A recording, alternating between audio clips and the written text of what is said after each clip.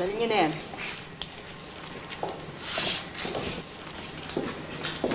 Wow! What a beautiful couple. I never thought you'd be this loyal, Mark. Anong ginagawa niyo dalawa dito?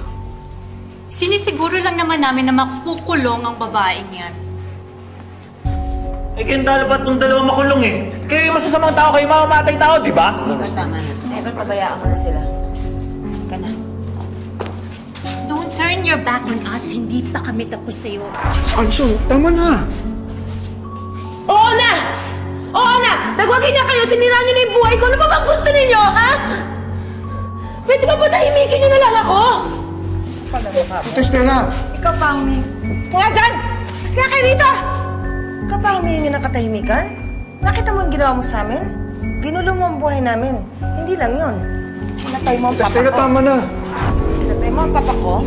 At ikaw pa ang humihingi ng katahimikan? Lumayo ka sa akin! Tama na! Tama na! Pasok niyo na siya sa loob! Halika na sa loob!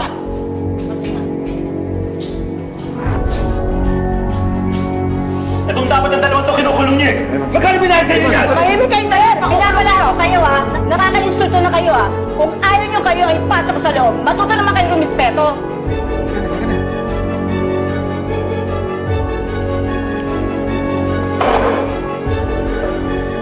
Walang pwedeng bumisita sa babaeng yan.